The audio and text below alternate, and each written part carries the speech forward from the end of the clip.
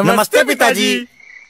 रमेश, शहर से क्या कमा कर लाए हो? महंगाई बहुत बढ़ गई है और ऊपर से पेट्रोल के दाम भी, तो मैं ये। सुरेश, ये कुछ पैसे मम्मी जी के लिए मोबाइल, दीदी के लिए कंगन और भैया के लिए चप्पल। कहाँ से की कमाई? जो ई बाइक चलाई उसने सारी बचत कराई, आखिर बचत भी तो है कमाई। जॉय ई बाइक जितनी दौड़ेगी उतनी बचत जोड़ेगी। आज ही घर लाएं और बचत कमाएं।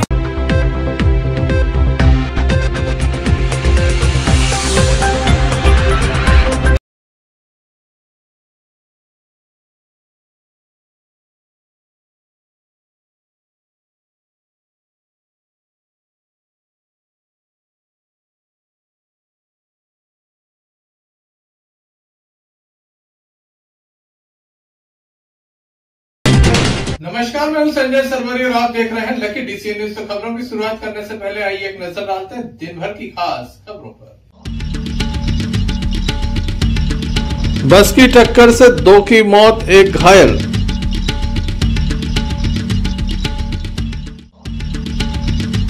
लकी डीसीएन की खबर का असर, दमों का फटेरा तालाब हुआ साफ, प्रशासन जुटा सफाई में। श्री गणेश उत्सव एवं पर्युषण पर्व की दमों में धूम।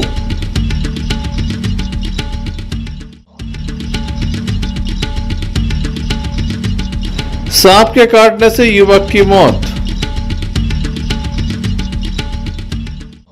ये थी दिन भर की कुछ खास खबरें। खबरों का क्रम विस्तार से। खबरों में सबसे पहले हम बात करेंगे एक वाहन दुर्घटना की। पन्ना जिले के रैपुरा के समीप ये वाहन दुर्घटना हुई, जिसमें दमों के एक युवक की एवं रहली के एक युवक की मौत हो गई, जबकि एक युवक घायल है। रफ्तार का कहर बदस्तूर जारी है। लगातार रफ्तार के कहर से असमय ही लोग काल के गाल में समा रहे। बड़ी बड़ी वाहन दुर्घटनाएं सामने आ रही हैं। बीती रात भी एक बड़ी वाहन दुर्घटना सामने आई, जहां 2 लोगों की मौत हो गई है। बताया जाता है बाइक में टक्कर मारी गई, जिसके बाद घायलों को दमोह जिला अस्पताल भी लाया गया था, जहां डॉक्टरों के द्वारा उन्हें मृत घोषित कर दिया। मृतक जो है वो एक मृतक मुन्ना सिंह गोड़ जो है वह रहली का रहने वाला है, जबकि दूसरा मृतक हिंडोरिया थाना अंतर्गत रंजना मैली का रहने वाला है। बताया जाता है कि दोनों ही रिश्तेदारी में गए थे, रैपुरा के समीप रिश्तेदारी में गए थे, वापस लौट रहे थे, तब ये बीच रास्ते में घटना घटी। जैसे ही घटना घटी, रिश्तेदारों को इस मामले की जानकारी लगी। रिश्तेदार मौके पर पहुंचे और उन्हें दमोह जिला अस्पताल लेकर आए। डॉक्टरों ने दोनों को ही मृत घोषित कर दिया। शवों को सुरक्षित शवगृह में रखवा दिया गया है। वहीं अब आगे की कार्रवाई पुलिस के द्वारा की जाएगी। बताया जाता है कि रिश्तेदारों के द्वारा बस एवं बुलेरो की टक्कर होना बताया जा रहा है। मामले की जांच की जाएगी और जिस वाहन के द्वारा ये टक्कर मारी गई है उसके विरुद्ध कार्रवाई की जाएगी। क्या पूरा मामला है, आइए जानते हैं। क्या नाम है आपका? धीरज सिंह। और ये लोग कहाँ से कहाँ जा रहे थे, क्या नाम है इन लोगों के? हमारे मामा का परम और उनका साड़ू का नाम नहीं हमको मालूम, लेकिन हाँ वो साड़ू वो लोग गया घूमने के लिए। कौन लगती है दोनों जन? ये हमारा जो मामा है ना, ये हमारा खास मामा है। कहाँ की घटना है जी? ये रेपुरा साइड का। कैसे हुआ है एक्सीडेंट? ये सुनते हैं कि बिलीवर से हुआ। नंबर कुछ नहीं अभी देखा। नंबर का मालूम। कहाँ के रहने वाले हैं जी? ये मेली के और ये पुरनू खास मतलब गाँव। थाना कौन सा लगा था आपको? हमारा दमोह लगता है। जब ये घायल हो गए? हाँ, परमलाल। क्या नाम है आपको? बट्टी लाल सर। कहाँ के रहने वाले हो? सगवानी की। ये दो जन है, इनका कौन है जी आपके? रिश्तेदार है हमारे। काय के लिए आ रहे थे आपको? ये अब जा रहे थे, हमारे रिश्तेदार यहाँ खास।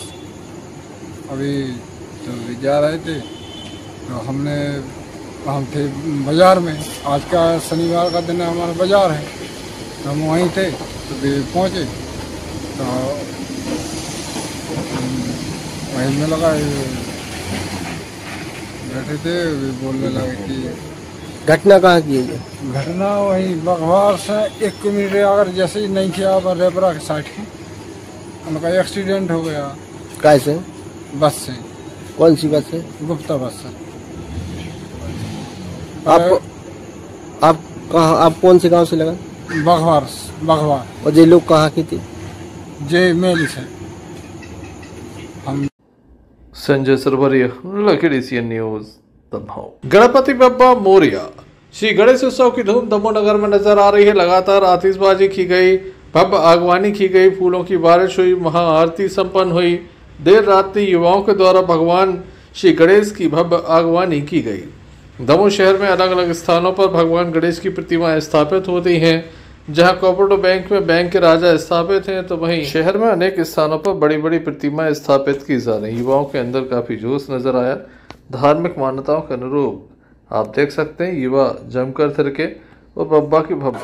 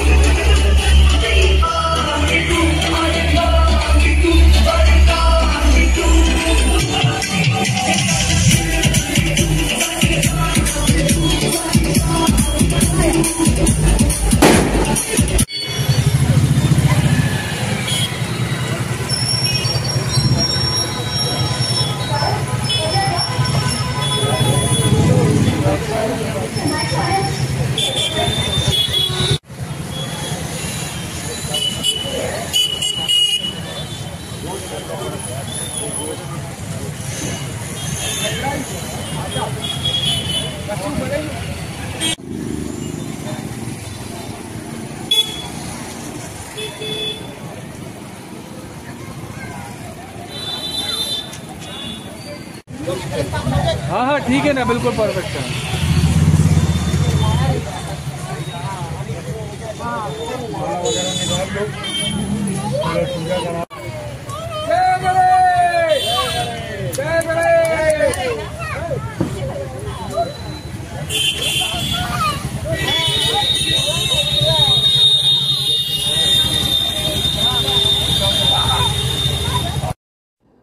Sanjay Sarvariya, Lucky DCN news Damoh. Damoh के कनेपुर से एक मामला सामने आया जहां पर सांप ने एक व्यक्ति को निशाना बनाया। सोते समय सांप के द्वारा काटा गया, जिससे एक युवक की मौत हो गई है। जिला अस्पताल उसे लाया गया था। गंभीर स्थिति में परिवार के लोग उसे जिला अस्पताल लेकर पहुंचे थे। हालांकि युवक की जान नहीं बचाई जा सकी। इस मामले को लेकर हमने परिवार के लोगों से चर्चा की।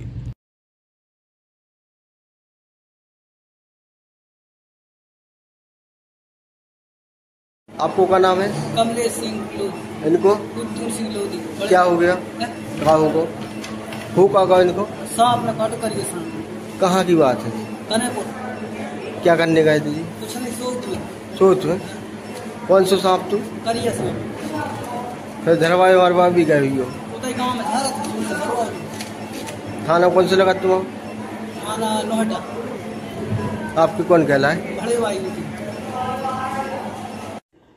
पुलिस के द्वारा मामला कायम कर संपूर्ण मामला जांच में लिया गया है। Sanjay Sarvariya, Lucky DCN news Damoh. Lucky DCN की खबर का असर हुआ। गत दिवस हमने आपको दिखाया था कि दमोह के फुटेरा तालाब के हाल बेहाल है। चारों ओर जलकुंभी ही जलकुंभी नजर आ रही है। बड़ी संख्या में लोगों के द्वारा इस पर आपत्ति दर्ज की गई थी। लोगों का कहना था कि त्योहारों का मौसम है और नगर पालिका अपनी जो अहम भूमिका होती है वह नहीं निभा रही है। इसके बाद हमने प्रशासन को नींद से जगाया और आज सुबह से काम प्रारंभ हो गया। बताया जाता है कि लगभग 120 ट्राली जलकुंभी अब तक निकाली जा चुकी है। लगातार ये काम जोर शोर से चल रहा है। आप देख सकते हैं जलकुंभी का ये पहाड़ आपको नज़र आ रहा होगा। यहाँ पर कितनी जलकुंभी है। लगातार JCB से इस जलकुंभी को ट्रालियों में डाला जा रहा है और उसे दूर स्थान पर जाकर खाली कराया जा रहा है ताकि तालाब की साफ सफाई हो सके और गणेश विसर्जन की यहाँ पर व्यवस्था हो सके। यहाँ पर काफ़ी बांस भी लगाए गए थे लेकिन अधिकांश बांस टूट चुके हैं। जलकुंभी घाटों तक पहुँच गई है। आज महिलाओं को विशेष परेशानी का सामना करना पड़ा। किस तरह से यहाँ पर व्यवस्थाएं चल रही हैं, क्या अन्य व्यवस्थाएं यहाँ पर होना शेष हैं, इस संबंध में यहाँ पर लगातार तालाब की साफ सफाई में ध्यान देने वाले नित्या प्यासी से हमने चर्चा की।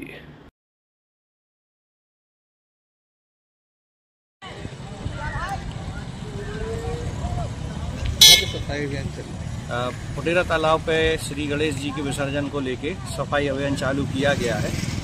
पिछले करीब 10 से 15 दिन से लगातार घाट बहुत गंदी स्थिति में थे। दो त्यौहार जैसे अपना ये तीज का त्यौहार और आज स्नान का, महिलाओं के स्नान का त्यौहार था, आज वो गंदगी में ही काटना पड़ा। कल संजय सरवरिया जी की न्यूज़ चली थी, जिसके बाद प्रशासन ने संज्ञान लेते हुए आज तालाब में सफाई का कार्य चालू किया, जिसको अगले 3 दिन में कंप्लीट करने का एक टारगेट रखा गया है। आप देख रहे हैं कि जेसीबी और कम से कम 70-80 लोग यहाँ पे काम कर रहे हैं, जो संभवतः 3 दिन में सफाई कर लेंगे।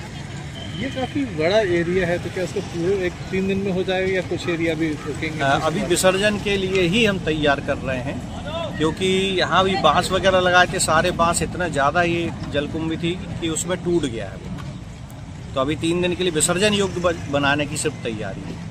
इसके बाद फिर आगे इसके आगे फिर अमृत 2.0 का काम आने वाला है।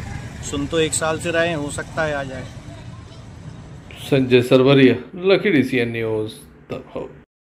दमोह के बेलाताल तालाब की लगातार सफाई की जा रही, श्रमदान किया जा रहा। बड़ी संख्या में समाज सेवी संस्थाएं यहाँ पर पहुँचती हैं, उनके प्रतिनिधियों के द्वारा लगातार यहाँ पर सफाई की जा रही है। जिला प्रशासन के मुखिया दमोह कलेक्टर सुधीर कुमार कोचर के द्वारा लगातार इस पर विशेष ध्यान दिया जा रहा है, लेकिन लोगों के द्वारा पूजन सामग्री तालाब में डाली जा रही। क्या अपील की दमोह कलेक्टर ने, आइए सुनते हैं। मैं सभी दमोह जिले के नागरिकों से अपील करना चाहता हूँ, खासतौर से दमोह नगर के नागरिकों से अपील करना चाहता हूँ कि हमने देखा है कि जितने हमारे तालाब हैं, चाहे वो फुटेरा हो, चाहे वो बेलाताल हो, चाहे वो पुरैना हो, वहाँ पर हम लोगों ने इस बार विसर्जन कुंड बनाने की व्यवस्था अलग से की। मेरा आप सबसे अनुरोध है कि इधर उधर जो है आप पूजन सामग्री बिल्कुल न डालें। जो विसर्जन कुंड हमने बनाए हैं उसी में आप पूजन सामग्री को डालें। यदि आप इधर उधर सामग्री डालते हैं तो उससे होता ये है कि यहाँ पर जो लोग बड़ी मेहनत करके सफाई करते हैं और हम जो है वो पूरी मेहनत मिट्टी में मिल जाती है और थोड़ा जितना भी गंदगी इकट्ठी होती है फिर उसको सफाई करने के लिए दोबारा मेहनत करनी पड़ती है। तो मेरा आप सबसे अनुरोध है कि जो भी आप पूजन सामग्री डालते हैं वो केवल विसर्जन कुंड में डालें। और यदि आप अपने शहर को, अपने तालाबों को स्वच्छ करने की जिम्मेदारी नहीं लेंगे तो ये कोई स्वच्छ नहीं कर पाएगा। इसीलिए हर व्यक्ति की जिम्मेदारी है कि वो इस बात को ध्यान रखे कि उनके कारण जो है तालाब गंदे ना हो, पर्यावरण स्वच्छ रहे। मेरा नाम अभिलाषा पांडे है और मैं MSW सेकेंड ईयर की छात्रा हूँ। सर के अनुरोध पे हम लोग यहाँ आते हैं कि MSW से मैसेज डालता है कि आप लोग को तालाब की साफ इसमें श्रमदान करने के लिए आना, तो हम लोग सब लोग यहाँ आते हैं। और सभी नागरिकों से मेरा अनुरोध है कि दमोह को अपना शहर समझ के ये मत सोचे कि हमारा काम नहीं है, दमोह आप लोगों का है, हम सब यहाँ रहते हैं, तो आप सबको भी इसमें श्रमदान करना चाहिए। श्री सुधीर कुमार कोचर जी के द्वारा चलाया जा रहा स्वच्छता अभियान एक मिसाल के तौर पर रहेगा। जो कार्य पैसा दे करके भी नहीं हो सकता वह निःशुल्क हो रहा है। और दमोह की जनता से मैं अपील करना चाहूंगा कि तालाबों में विसर्जित किया हुआ, चढ़ाया हुआ फूल और राख बिल्कुल न डालें। दमोह को स्वच्छ बनाने में पूरा सहयोग करें। धन्यवाद। Sanjay Sarvariya, Lucky DCN news, Damoh.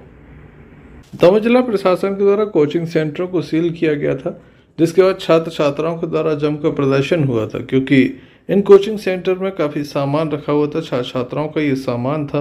आज प्रशासन के द्वारा इन्हें खुलवाया गया और छात्र छात्राओं को बुलाकर उनका सामान भी वापस किया गया। एक समय निर्धारित किया गया था, उसके अनुसार इन्हें खोला गया और यहाँ जो सामान रखा हुआ था वह छात्र छात्र जो थे उनके था वह वापस अपने साथ ले गए। यहाँ पर प्रशासनिक अमला पहुँचा। बताया जाता है कि बड़ी संख्या में अधिकारी भी मौजूद थे, जिनकी उपस्थिति में छात्र छात्राओं के द्वारा अपने बैग, अन्य जो सामान उनका रखा हुआ था उसे वापस कराया गया। हम आपको ये भी बता दें कि प्रशासन के द्वारा कुछ नियम तय किए गए थे, उसके अनुरूप कोचिंग सेंटरों में इन नियमों का पालन नहीं हो रहा था, जिसके चलते इन्हें बंद कर दिया गया है, सील कर दिया गया है और कहा गया है कि जब तक यहाँ पर नियमों का पालन नहीं होता तब तक इन कोचिंग सेंटरों को बंद रखा जाए। शपथ पत्र देना होगा, उसके बाद इन्हें खोला जाएगा। आज इन्हें खोलकर छात्राओं का सामान जो यहाँ पर रखा हुआ था, जिसके चलते छात्राएं परेशान थे, आंदोलन भी किया था, उन्हें वापस कराया गया।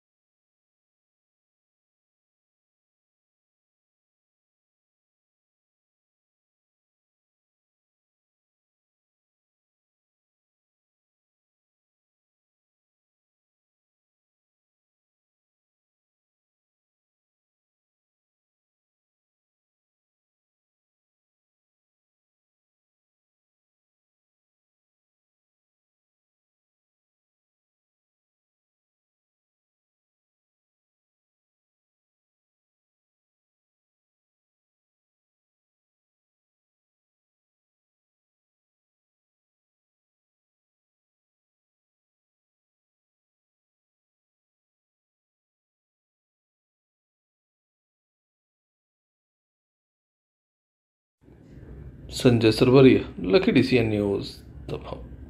जैन धर्म के पर्वराज पर्युषण पर्व प्रारंभ हो गए। 10 लक्षण धर्म पर आधारित इस पर्व के प्रथम दिवस हटा नगर के चारों मंदिरों में सूर्योदय के साथ ही श्रद्धालुओं की भीड़ उमड़ना प्रारंभ हो गई। श्री जी का अभिषेक, शांति धारा, पूजन, आरती संगीत के साथ हुई। श्री पारसनाथ दिगंबर जैन बड़ा मंदिर में आर्यकर रत्न श्री मधुमती माता जी द्वारा एवं श्री पारसनाथ दिगंबर त्रिमूर्ति मंदिर में आर्यकर निर्णयमती माता जी के द्वारा शांति धारा संपन्न कराई गई।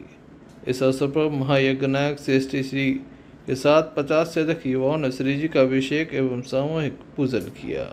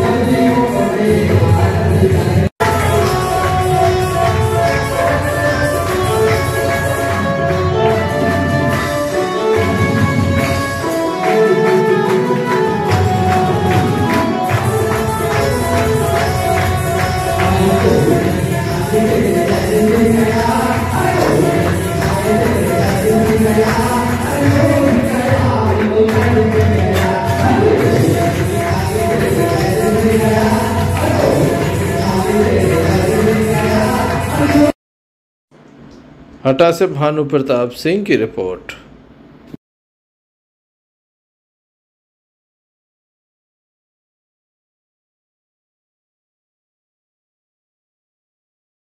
जिला प्रशासन द्वारा सुरक्षा मापदंडों के मद्देनजर नगर की प्राइवेट लाइब्रेरी और कोचिंग सेंटरों सुरक्षा के इंतजाम करने बीते माह नोटिस दिए गए थे।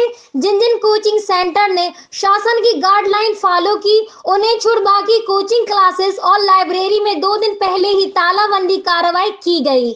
इस दौरान वहां पढ़ने वाले छात्र छात्राओं की कॉपी किताबें सभी बंद हो गईं। जब पता चला बच्चों के एग्जाम करीब हैं, तब ऐसे में जिला प्रशासन की टीम उन कोचिंग लाइब्रेरी में पहुंची। ताला खुलवाकर बच्चों की पढ़ाई की सारी सामग्री उनके हवाले की गई। ऐसे में पढ़ने वाले बच्चों की नाराजगी भी सामने देखी गई। बिल्डिंग में बच्चे सुरक्षित नहीं है, लेकिन वो यहाँ से वहाँ तक गए, उनको ये नहीं देखा कि बाजू में जो या 2 प्लॉट डले उनमें कितनी गंदगी है। आपको ये नहीं देखा, जब आपको इतनी चिंता हो रही है यहाँ पे बीमारी फैलेगी, सारे कॉलोनी वाले बीमार होंगे, स्टूडेंट बीमार होंगे, तो सब देखो ना। आपको यही बस क्यों दिख रहा है कि बच्चे पढ़ रहे हैं, उनको पढ़ने ही नहीं देना। आप इतनी बड़ी बड़ी परीक्षा में पास करके आ रहे हैं, ऐसे तो आने करोगे। आप भी स्टूडेंट रहे होंगे ना, आपने भी पढ़ा होगा, तो आप भी बच्चों की कंडीशन को समझो कि बच्चे कैसे स्ट्रगल करके पढ़ रहे हैं, गाँव से आ रहे हैं, कोई गाड़ी से आ रहा है, रात में जा रहा है।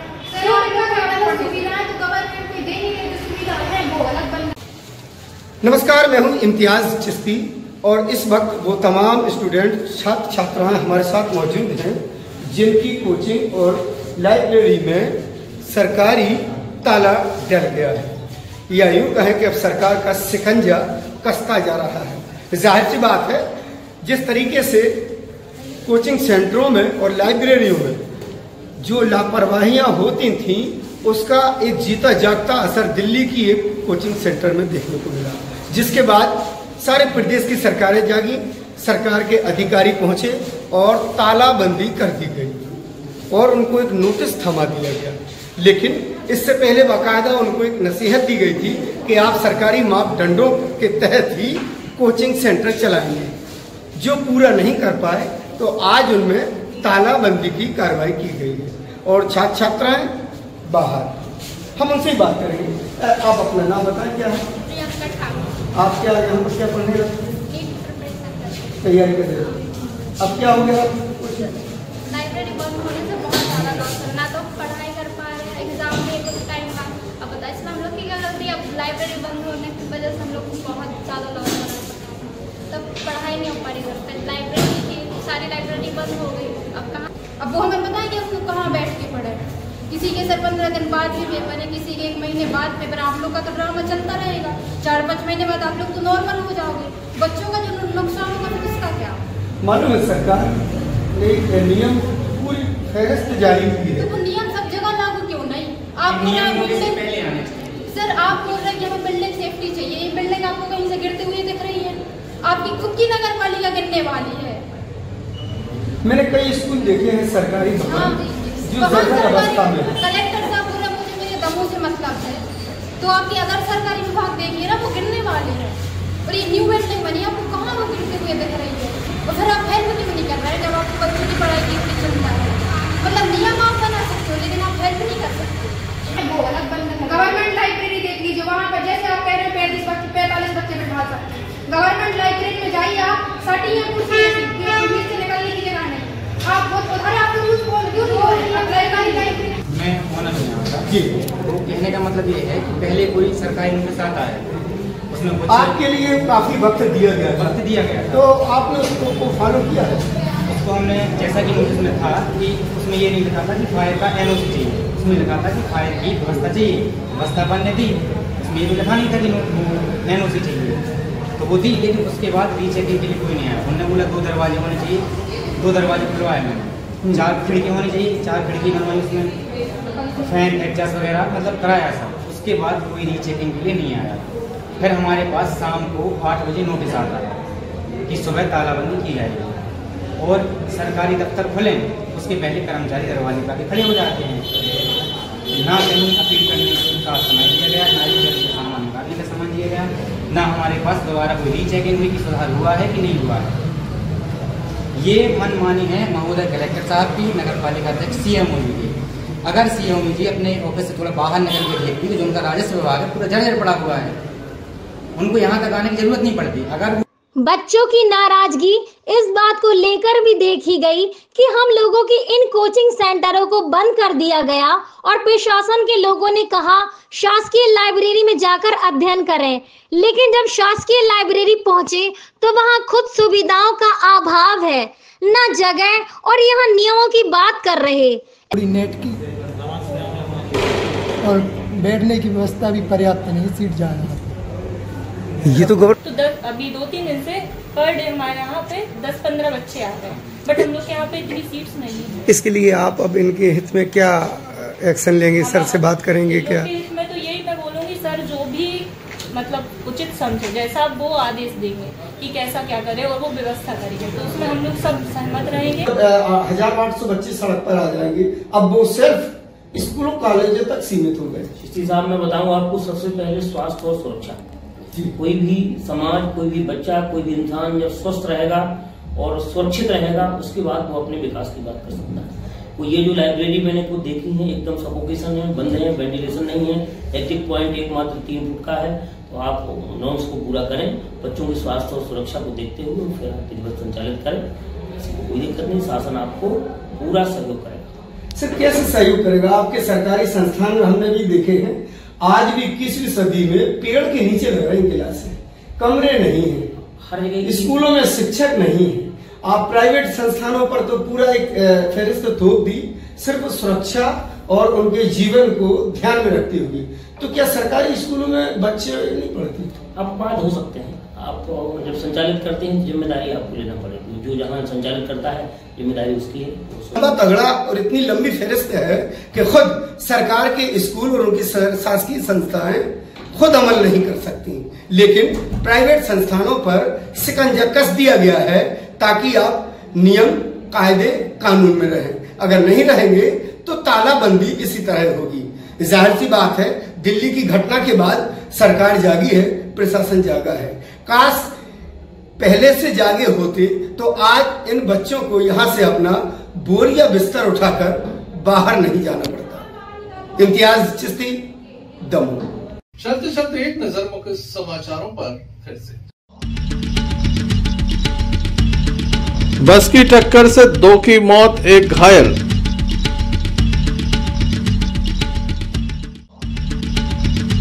लकी डीसीएन की खबर का असर, दमोह का फुटेरा तालाब हुआ साफ, प्रशासन जुटा सफाई में।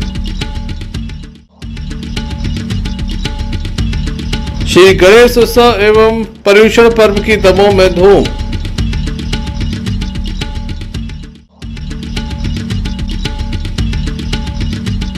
सांप के काटने से युवक की मौत। ये थे अभी तक की कुछ खास खबरें, अगला न्यूज बुलेटिन लेकर हम पुनः हाजिर होंगे, तब तक दीजिए हमें इजाजत। नमस्कार।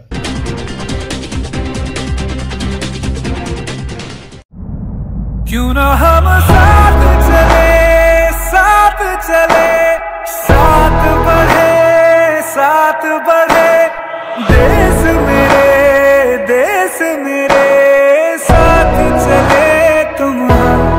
आपका जॉय, भारत का जॉय, जॉय ई बाइक।